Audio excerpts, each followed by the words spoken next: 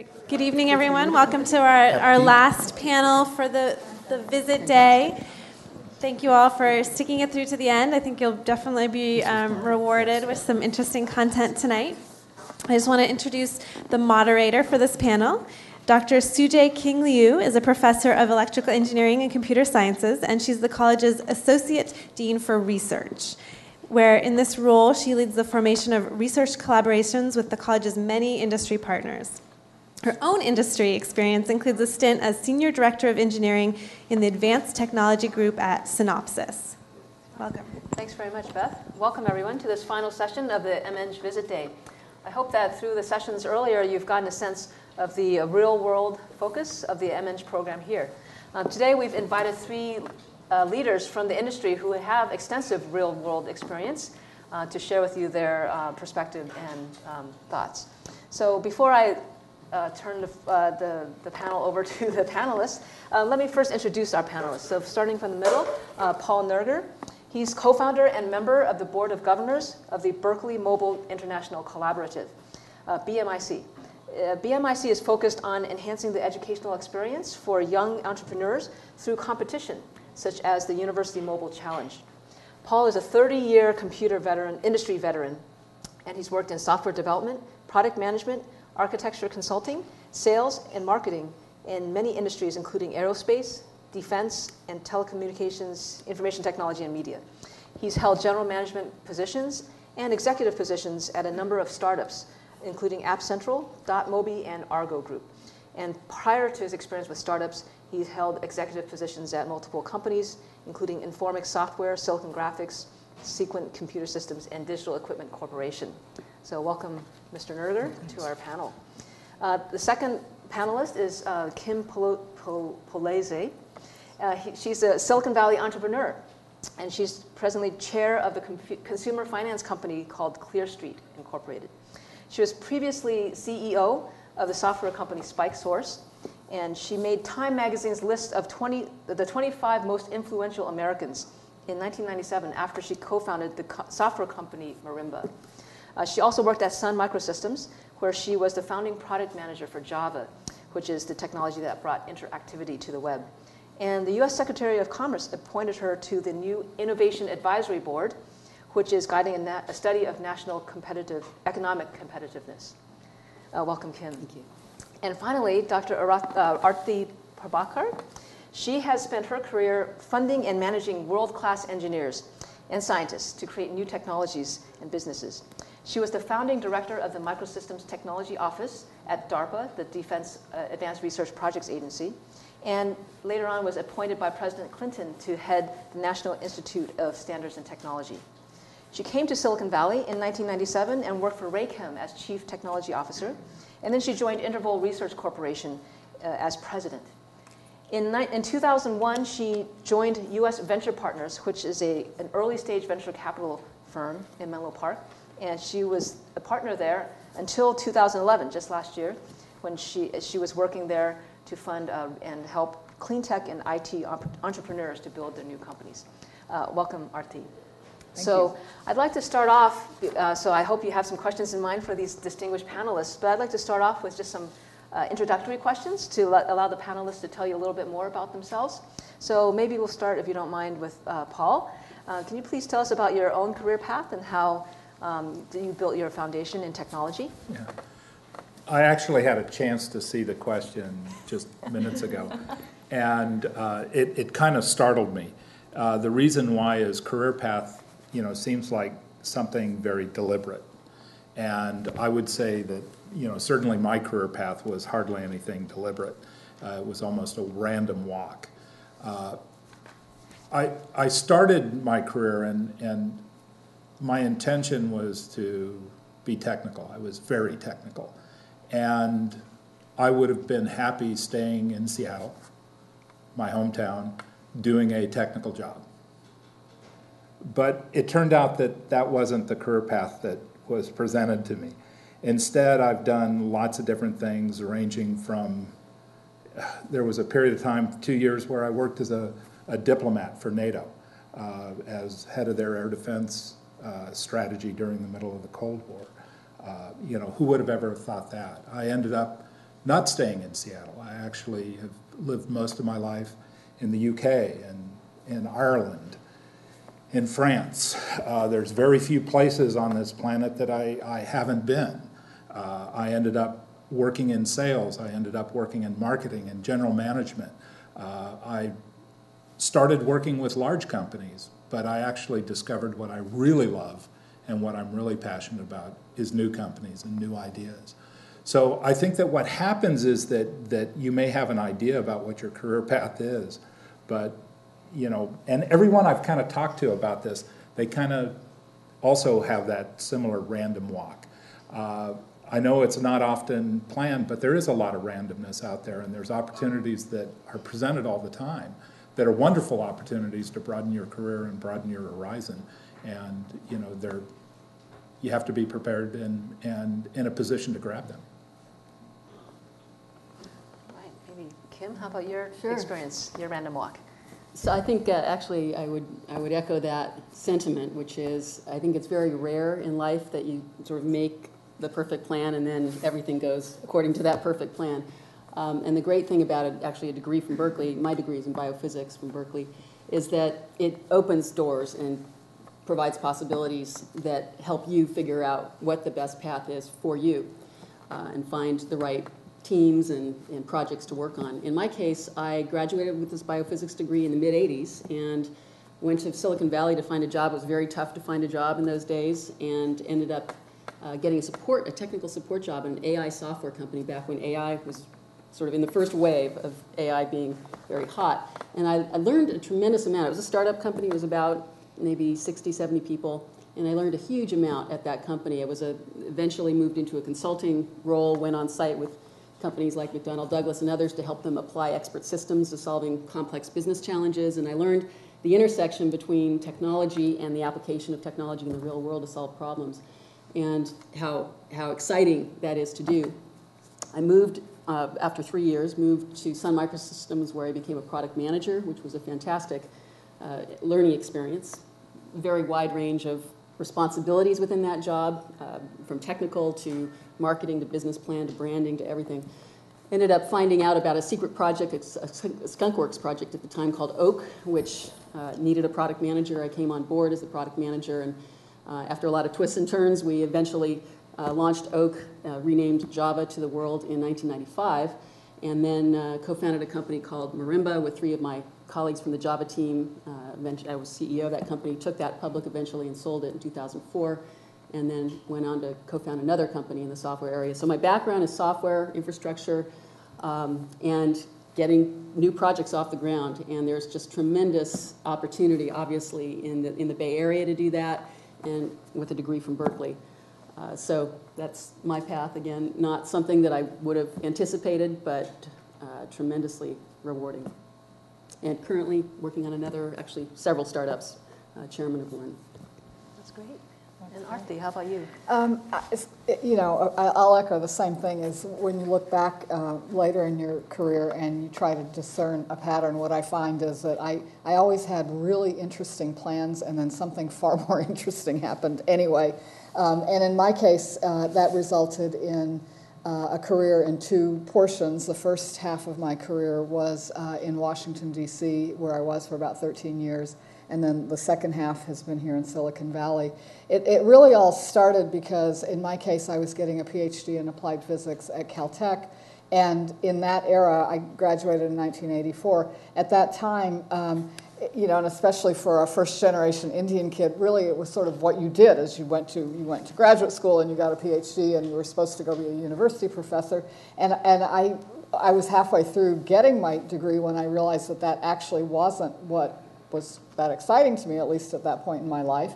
And I found that I really wanted to come up out of the deep research I was doing and connect it to solving real problems. And not really having a clear view about what I wanted to do, but knowing that I wanted to leave the conventional trajectory, I went to Washington on a congressional fellowship for a year. The fabled 1 year in Washington turned into 13. And the reason was that by leaving a known trajectory of staying in research, in my case, that opened a set of doors that I simply wouldn't have even known about if I had stayed on the traditional path. And the first consequence of that was that during my fellowship year at a congressional agency, I got the opportunity to go to DARPA, which is the Defense Department's central R&D organization, probably best known for its work in the 60s and 70s that laid the groundwork for the internet. Back then it was the ARPANET. This was now the mid-'80s, and there was a lot going on in semiconductor technology, which was my field. And I had the chance, while I was still very young and right out of school, almost just about 1 year out of school, I had the chance to go to DARPA as a program manager. That was a wonderful 7-year adventure that then led to the opportunity to serve in the Clinton administration as director of the National Institute of Standards and Technology. And in each of those cases, I found that I was building on what I had learned in my technical education, but just scrambling at every stage to learn all the other things that I needed. First, to be able to speak with congressional staffers about what was happening in microelectronics R&D when I was a congressional fellow. Then at DARPA to build the kinds of research programs that would lead, we hoped, to significant advances in microelectronics.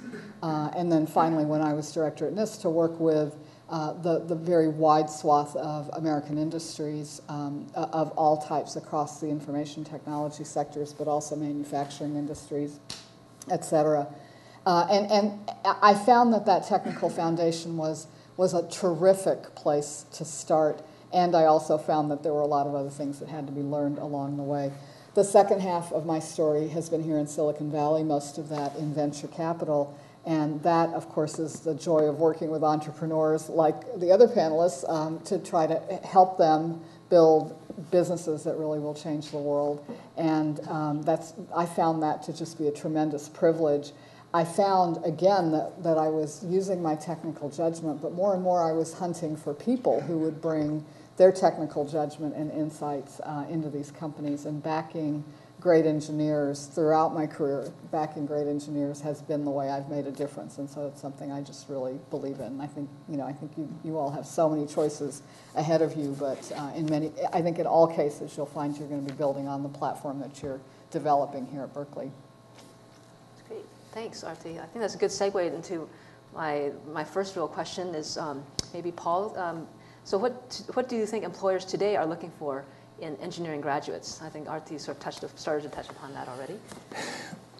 I think that what they're looking for is engineering is an applied discipline. So they're looking for someone that can certainly do the immediate job at hand. They know that you probably are going to need some time to ramp up and do it. But certainly when I hire people and when I'm looking for people, I'm always thinking in the back of my mind, is this someone that could do my job? The reason why I do that is because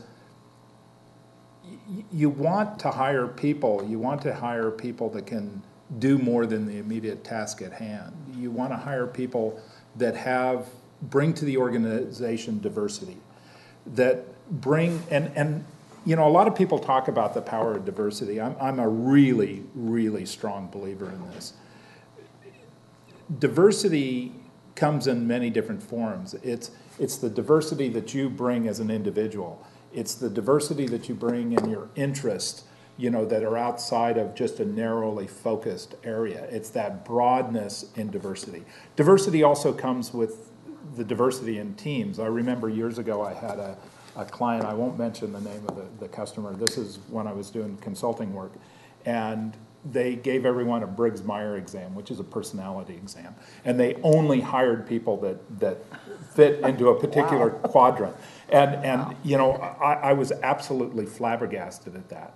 So, certainly when I look at people and hire people, that's what I'm looking for, is that diversity.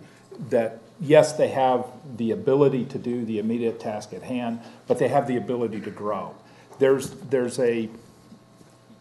in the military they talk about generals and they talk about specialists, right? A general is a generalist. They're the ones that run the organization. Specialists, they have a specialty. They're at the bottom of the organization. So what you're really looking for is that specialist that can grow into a generalist. And that's really, I think, one of the things I like about this program is it gives you the opportunity to do that, and it lays the foundation for that. That's great. Kim, do you have anything to add to that? Yes, so yes to all of the above, and I would also add that, kind of drilling down a little bit, the capacity to be resourceful, creative, when you're presented with, when the individual's presented with a challenge or a problem, working around it or figuring out a way to get through the obstacle. Those are qualities that I look for, because certainly in Silicon Valley, in the world of technology, whatever the field is, it's changing fast. And particularly in the case of startups, the best laid plans often go awry, and you have to start all over again and figure out another solution. You also have to work really well with other people, bring other people along, to your point of view, or be able to be open to new ideas. So that ability to work within teams well is also critical for any startup. So resourcefulness, creativity, the ability to work well in teams, and also the embrace of the bigger picture. A lot of people, I think, often get lost in kind of the minutia, and I look for employees who have demonstrated the ability to see the big picture and how their specialty fits into the larger whole. So what is the problem we're trying to solve, and how can I help you do that? Anything else? Yeah, maybe I'll just add a story to the comments that you've heard.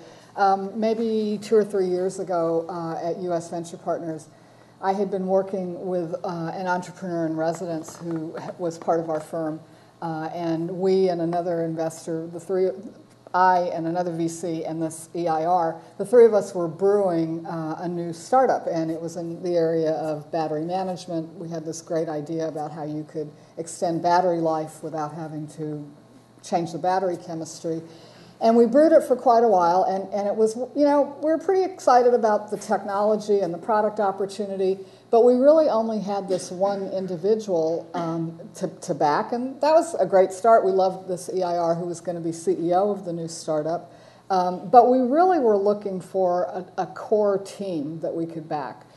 Well, one day in the course of 3 hours, we had 2 back-to-back meetings with 2 individuals. And one really brought the chemistry depth and understanding of what was happening with battery chemistry deep inside, sort of at the atomic level. And the other one is the one I really want to tell you about, because the other fellow is, in my dictionary, he's like where it says great VP of engineering, there's a picture of Fred. And by the end of that afternoon, when we had met these 2 individuals, the 3 of us who were sort of brewing this idea looked at each other and we said, if we got the 2 of them, we would have a company. We'd have our EIR, who's going to be the CEO, we'd have this fantastic VP of engineering, and we'd have our CTO, who really understood deeply the battery technology. And lo and behold, it actually came to pass, and that was the defining moment, in my view, in starting that company, was the nucleation of this wonderful team. But let me tell you a little bit about Fred, because that's what I think of when I think about this professional master's program. Fred was someone that I knew pretty well because I'd been on the board of a prior company that had failed, but where Fred had been the fantastic VP of engineering. And in fact, that wasn't the first time my firm had had any exposure to him. He'd been VP of engineering of yet another company beforehand. So he was, at this point, a very seasoned fellow. But what we all loved about him, and what made my partner's eyes pop when I said Fred was going to join the team, was the fact that we knew several things about him. First of all, that he was an engineer's engineer. He could go all the way down to the gory details and really understand and have superb technical judgment.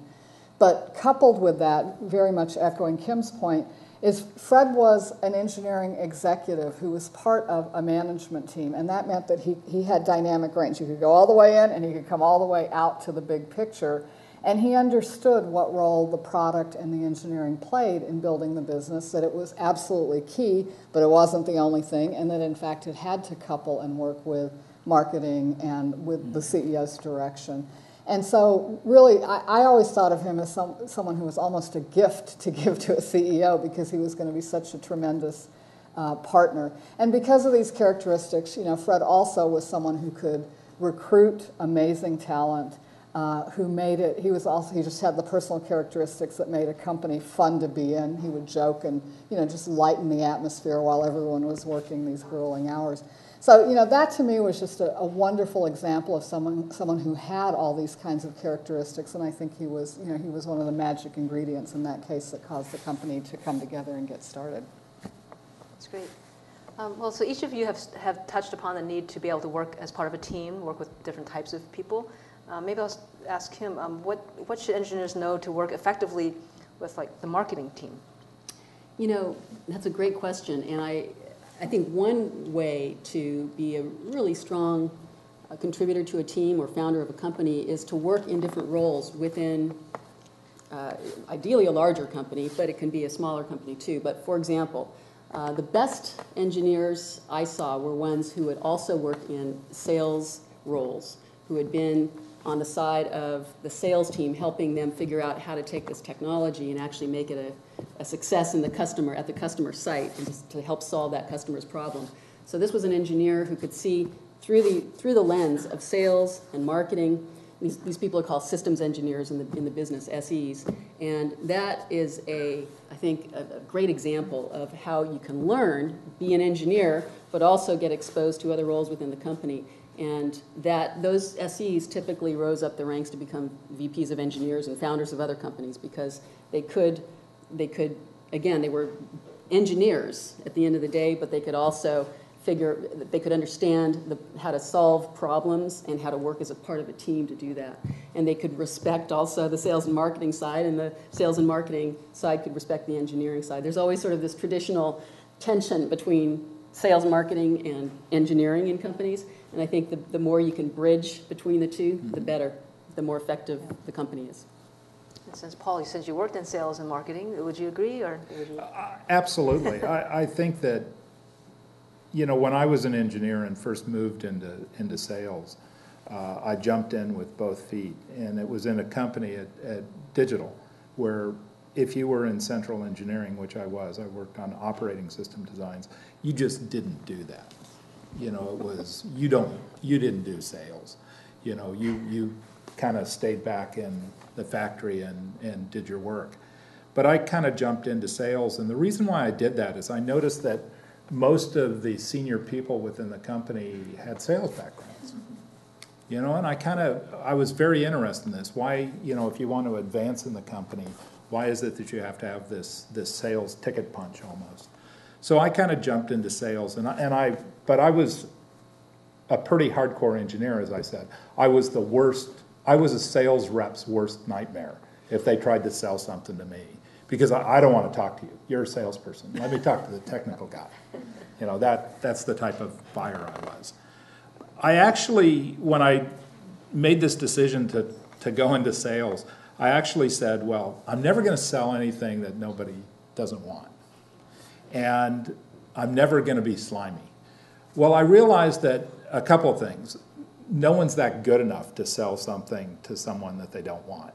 And that actually sales is actually a very noble profession, because it actually is very similar to engineering in a way. As a salesperson, your job is to solve your customer's problem.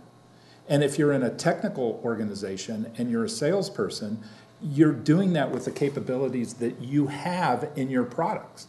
And it is an engineering type of discipline. It's not as technical as actually building the product, but it is a technical task, making sure that you understand the customer's problem and that you can solve their problem. And that's what sales is about.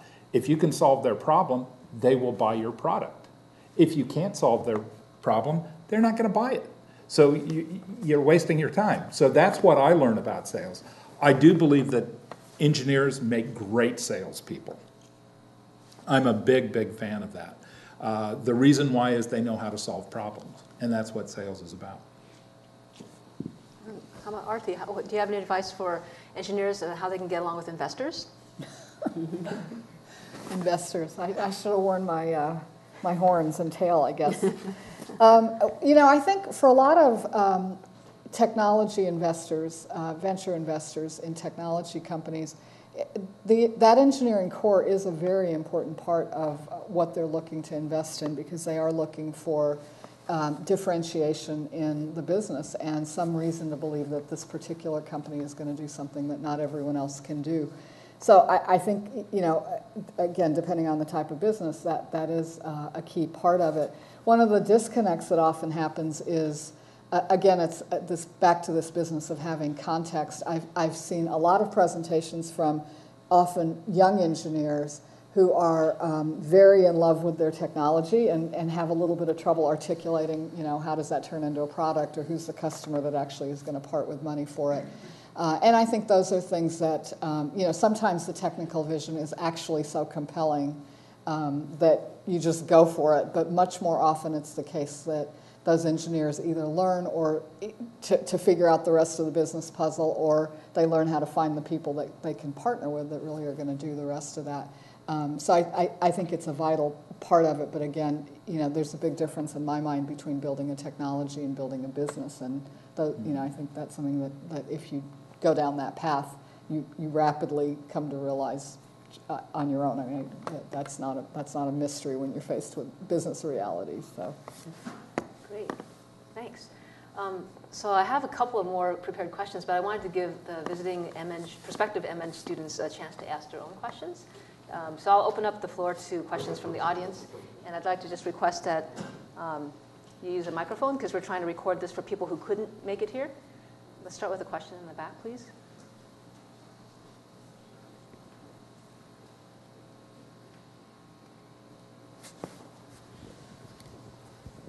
I want to ask a question about product manager. Is this a must to first become a software engineer if you want to become product manager? So question about being a product manager? Yeah. No, you certainly don't have to start down that track to be successful in a company, but I think it's a great opportunity if you're presented with it within a company, if you have the opportunity to be a product manager. I think, again, the fact that you can see how a company works from different perspectives, both writing the code as well as figuring out how to take a technology and turn it into a product, is incredibly valuable.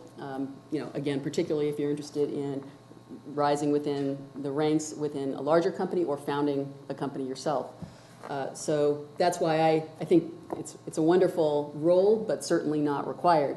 I know lots of great software engineers who went on to found companies without that role, but I think if you have the opportunity to do it, go for it.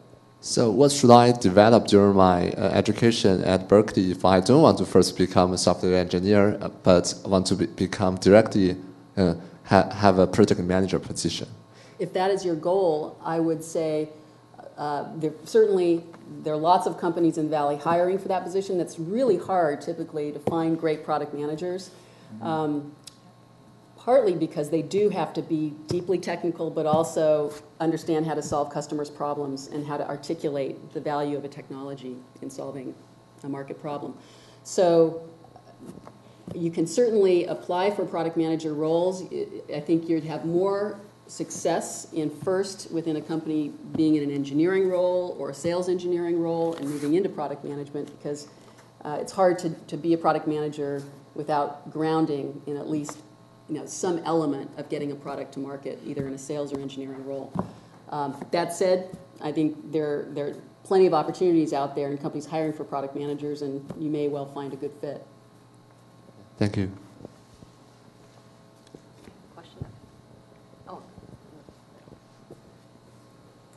So my question is, like in this Bay Area, I know that like the most popular word is the entrepreneurship and startups. So from a student's perspective, that we might maybe some of the students like start up outdoor, but a lot of people I think they might want to seek some experience before they can do these things. I mean, I believe like most of us have this entrepreneurship spirit. So my question is, from the company's perspective, I think you all agree that you want us to be creative, innovative, so you want us to have this spirit, have the passion for a project or job.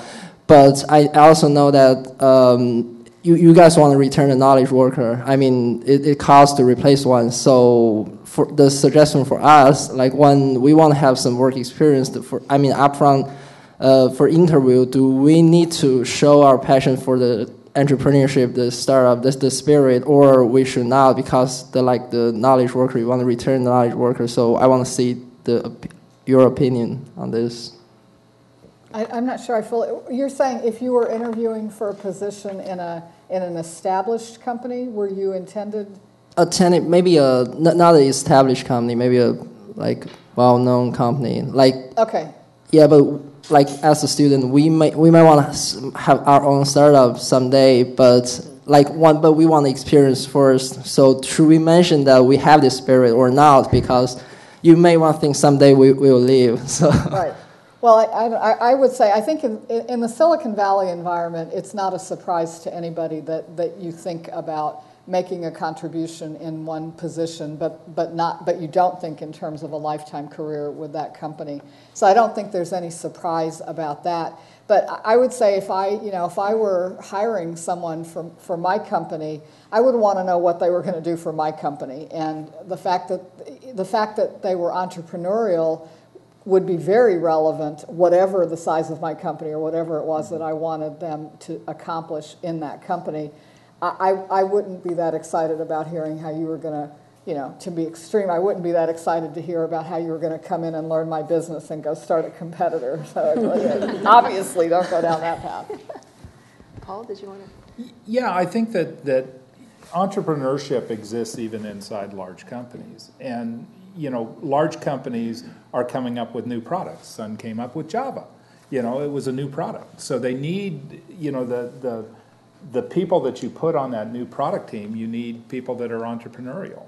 It's IBM, when they invented the PC, they didn't invent the PC, but when they made their PC, they deliberately put it down in Florida because it was a long ways away from Armonk, which is where their headquarters were. And it was a very deliberate decision so that they could actually foster that entrepreneurial spirit. And, most companies realize that. I would also add that I don't think that, and one of the things I also like about the Berkeley Venture Lab program, and more universities are also trying to do similar sorts of things, is that students actually do a pretty good job of coming up with new ideas and new companies. If you look at the list of companies, yeah, we know all know Apple and DEC was a student, Sun out of a university, Cisco out of a university, Polaroid started by a freshman at Harvard. These are all great companies. The list goes on and on and on. There's probably more of our Fortune 500. I haven't actually done the numbers on this, but I would say there's an incredible number of today's Fortune 500 companies that were actually started by students.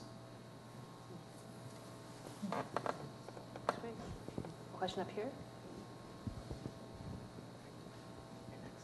Seeing that you guys are really experienced and have worked with a bunch of people, engineers specifically, what do you think distinguishes a person that's good to a person that's great? If one or two qualities that you've noticed that they've shared. I would go back to seeing the bigger picture, Yeah. Being able to see the context of the problem that is being solved, and the creativity to apply one's own knowledge to solving a larger problem. And that's the art and science of great founders of companies and builders of companies in the Valley, people who are really good at that. Yeah, and I completely agree. The only thing we haven't really talked about explicitly, and is very worth mentioning, I think, is drive. Yeah. And people that just won't stop because they are so passionate. And usually they're not necessarily the most fun people to be around 24 hours a day because they're really impatient and they just need to get things done. But I think those are, that passion is really important. I would agree with that. The word I was thinking about is passion. And you find it's not only passion about the things that you know, but it's also passion about the things you don't know. It's someone that's going to jump into, you give them a subject and they're like pigs in muck. They just love it. They're just going to jump in and have fun with it. And, that's what, to me, passion is about. you know, I remember one of the jobs I took in my career was with Informix, and the company, it was a turnaround situation. The company was 2 weeks from not making payroll. And the guy that hired me, brilliant guy, who said, you'd be crazy to take this job. I'm 2 weeks from not making payroll, but I really need you. And it turned out that job was dealing more with cleaning up a financial mess than anything else. I knew nothing about finance, but it was great. It was a lot of fun. Fortunately, we turned it around and sold it to IBM. That's pretty impressive. And yeah, that ability to be persistent is so core to anything that's worked and any success in the Valley, or really I think in life in general. But the Java story is an example of that. We were hitting our heads against a wall repeatedly trying to figure out how to bring this technology that was way ahead of its time to market. And through a combination of persistence, creativity, and luck and timing, Mosaic came along. We realized we could write an interactive browser and introduce interactivity to the web, and that's how we released Java to the world. But that process was incredibly difficult, challenging, exhilarating, but required that how does this fit into the bigger picture, that creativity and that persistence and drive and refusal to give up, even in the face of repeated failure. There's a question up here. Hi. I have a pretty strong, I guess you could say, hobbyist enthusiasm for policy work. And I was wondering if you might be able to lend some insight on the differences and distinctions between private industry versus government work and the transition to and from one another. I could spend hours talking with you about that. And I'm so excited to find another engineer who cares about policy. I think that's one of the, that's an area that would tremendously benefit from having more technically knowledgeable people contribute their voices. And I think, in fact, policy shapes so many of the things that do matter to us in many areas of technology. I've been spending a lot of my time thinking about how we're going to transform our energy systems, and that's one area where the kinds of changes that are needed are just deeply interwoven with getting policy decisions right. So I think that there are a huge number of opportunities. I would say everything we just talked about here is absolutely applicable. If you're going to get something done, it's going to take a lot of persistence and drive. If you're going to be successful, you're going to have that dynamic range to go from technical depth to really big picture in this case, right? So I think a lot of these lessons translate. I think that I found it personally incredibly enriching, just at a personal level, to be able to have these very, very different experiences. And I usually find that people in Silicon Valley entrepreneurship, they look at me like I'm crazy because I did this government thing. And everyone in Washington, D.C. that I still talk to is like, what's going on out there in California? We don't really understand that. But I really get a lot of personal satisfaction, but also I think a lot of learning from looking across those different domains. So I'd be happy to talk with you anytime about that. I think it's great to have more of a contribution from engineers and policy. Fantastic. Any other additional comments? This is actually something I've been involved in as well from the beginning of founding Marimba and onward. I've joined the board of TechNet at the very beginning when John Doerr, John Chambers, and a few other executives were founding this organization in the Valley to try to figure out how to talk to Washington and about these critically important issues that affect not only the technology industry but the world. And I've just loved being involved. I'm also part of the Silicon Valley Leadership Group, and we focus on everything from how do we get broadband everywhere to how do we reform the immigration policy to make us more competitive as a country, how do we fix our education system, to privacy.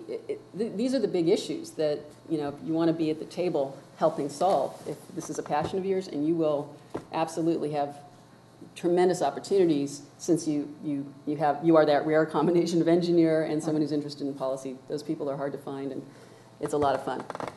Yeah, I would follow up. I would say the same, both my experience with the DoD and nowadays I work in the area of mobile health. And in the area of mobile health, for instance, it's so heavily regulated in this country, particularly, the the involvement that the FDA is playing in certainly connected devices, and some of the students that I advise over at UCSF that are developing new devices are certainly wrestling with some of those problems. But if I look in that area, there, government needs help. They need help and partnership with industry, and they need people that can deal with the technology. Because if you look at our healthcare system, which I always hate to use that word, the healthcare system, because it's really healthcare chaos. And, we from a policy point of view, it's broken. We consume 36% of OECD spend on healthcare, yet we're only 5% of total OECD population. We spend twice as much per capita as the next country, which is Norway. And Norway covers their entire population, we don't. So it's fundamentally broken. Our quality of healthcare is not that good. If measured by, infant mortality rate, if measured by life expectancy, we have big problems. The only way we're going to solve these problems is with technology. We're not going to, we have pretty good doctors, we have pretty good hospitals, we have lots of patients. Yeah, we're probably not pretty good patients. We probably eat too much and things like that. But, it's really information and it's technology and monitoring that's going to help us, grab control of these cost issues. And that's going to require a partnership between, both industry and government to get the policies right. Great questions. One more in the back. All right, so can you guys hear me? Yeah. Okay, so kind of question, a little off topic of everything that's gone on so far. As far as like diplomacy in the business environment goes, for your guys' experiences in either leadership positions or working in teams, what is like your personal strategy for solving conflicts? Great question. I can start by just throwing out, and I'm sure we all have worked through different approaches, but I think one that's really effective is to get everything out on the table. Transparency. If you're not on board with the direction we're going, why not? And is there information that the team should know about? Let's get everything, all the facts out on the table, hear everyone's opinions, and then armed with all the information outside the room as well, in the industry, now let's talk about what the best route forward is. But I think when people feel like they're not being heard or their voices aren't important, in particular the edges of the organization, I think this is an area where a lot of companies fall down, is they at the top get very insular and only hear certain voices. And I think the best leaders are the ones that look for as much information as possible and then move the team forward in a decisive way. But transparency, I would say, is I would agree with that. And I would also add that conflict's not necessarily a bad thing. Unmanaged conflict is a bad thing because then it breeds resentment. So it's about, ensuring the communication, getting people talking, understanding that there's issues underneath that are causing the conflict. And those issues, when there's a conflict, there's also, if you can figure out how to solve that conflict, there's generally some sort of gem underneath it that is going to provide the company or the product or what have you with something that's going to be very, very special. So it's ignoring conflict's the problem. Embracing it and solving it is actually a pretty good thing, be it conflict between individuals or just conflict of opinion. Yeah, I agree with these comments. I'm thinking about the hardest conflicts I encountered working with young companies, and I think they are usually, the really painful ones are when people feel that they're not getting the right slice of equity, or they don't have a position, or their product or technology direction is not being pursued. And I think it's very helpful to just keep everyone focused on the objective, which everyone agrees on, which is how do we make the company thrive?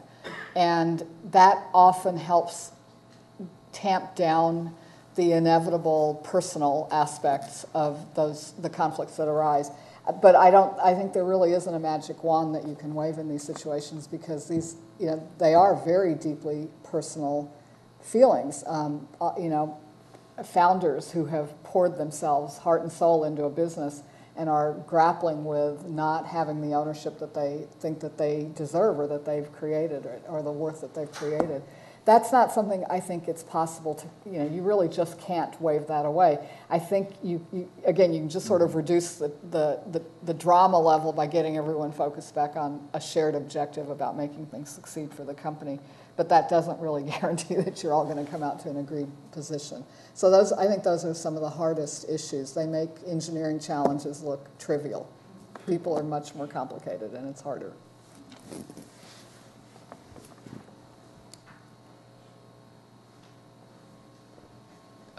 Yeah, my question's a little off topic. Actually, it's very off topic, and it's specifically for Paul. Half of what we learn is from people's stories. So I think there's a fascinating story in how you went from being an engineer to being a strategist for NATO. So I was wondering if you could shed some light on that. Yeah, it was, it was an unusual opportunity. I left university and was commissioned in the U.S. Air Force as a second lieutenant.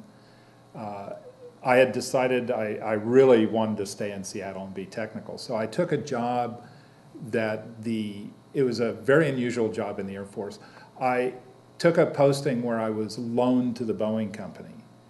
And I worked as an engineer on the design of the AWACS, the E3. And, that was great fun. And then the Air Force realized that I actually knew probably more about this system than anybody else in the Air Force, being one of the lead software engineers on it. So they decided to get rid of my position. So that would force me to leave Seattle, and they gave me a choice of either going to Oklahoma City. Anyone here from Oklahoma? Okay, Oklahoma City, not that great. Or I could go to Roanoke, Virginia, and I'm from Seattle. There's the skiing in Roanoke, Virginia is not very good. So what I did was found a job over in the flight test program. So I went out and needed to find a job within the Air Force, and there was one over there. And it was at a time when the Air Force didn't have a lot of software engineers. And I was on the flight test program for the AWACS. I was really fortunate because as a second lieutenant, I filled a colonel's billet. And that's just because they didn't have any software engineers. They didn't know what those were back then. I started in software at the age of 14 when only 14-year-olds did software. So I was in this kind of unusual position, and then NATO, which had just acquired the AWACS, realized that it wasn't really about this 707 that had this funny radome on top of it, because the 707's a really old airframe and had been around for a long time, that it was about the software. So when it came time to deploy the AWACS into the NATO environment, they hired me to do it, and they brought me over as the air defense advisor to NATO. It was very strange because at the time I was only 26 years old and was had the equivalent rank of a general for NATO. It's very, very unusual. So it was just these opportunities that opened themselves up, and knocking on the door and saying, I don't want to go to Virginia or Oklahoma City, please give me a job. And, just kind of making the opportunities for myself and being willing to do things that were outside of my own comfort zone. So it was very unusual. That's why when the question about a career path was very strange. Any other questions from the audience? I love that point about trying something outside your comfort zone. Yeah. That is if you have when you have the opportunity to do that, go for it, or make opportunities to do that, especially early in your career, because it can open all sorts of doors, and it's great to test yourself, see what you are capable of. And it's fun. It's fun. Yeah, exactly. Okay, maybe I'll close with one last question. What do you know now that you wish you knew when you first started your career? Any order that you'd like to take it? I think I have a really short answer to that one. You know, I realized that when I first started my career, I was afraid. I kind of looked and said, wow, I really didn't learn enough at university. I really don't know enough. But then I actually got out there in the workplace and realized that you do. You learn the terminology. You learn how to learn. And that's probably the most important thing. And, you know, I guess in retrospect, I would not have had that fear. I got over the fear quickly anyway, but, you know. I would say the difference between great technology and a successful product. And I think maybe it's something you have to go through. Every engineer, every technologist has to go through, falling in love with your product, your technology, and thinking that the world, of course, you know, will flock to it because it's so great, and ignoring what the other signs are and sort of the realities of what the world needs at that particular point in time.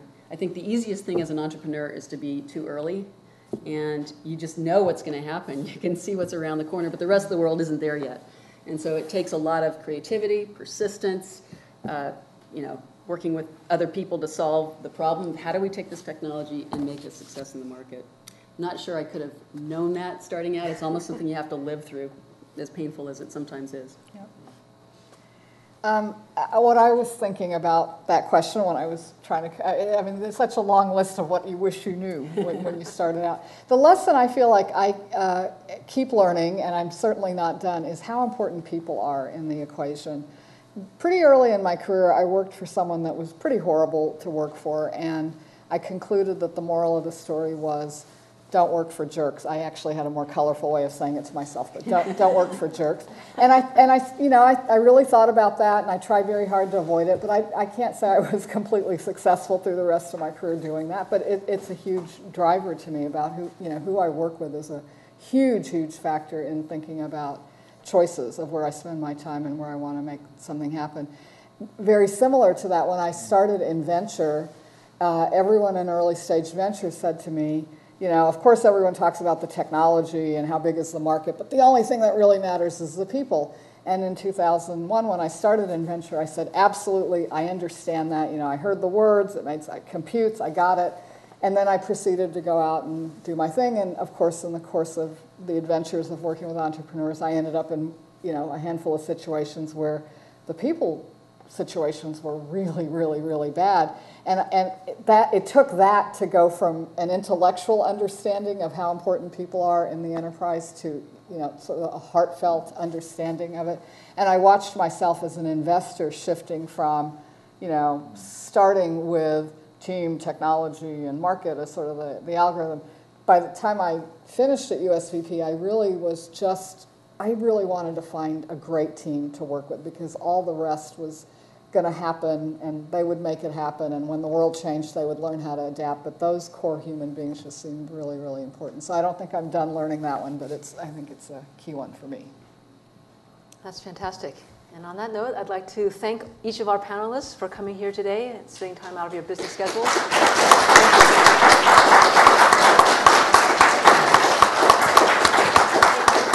Oh yes, some gifts of appreciation. I think if you have more questions, I think they might be willing to stay just a couple minutes left afterwards. And I hope to see all of you here back at Berkeley in the fall to gain some of the skills and experience that they've described today that would be helpful to you in your careers. Thank you very much. Good luck. All right.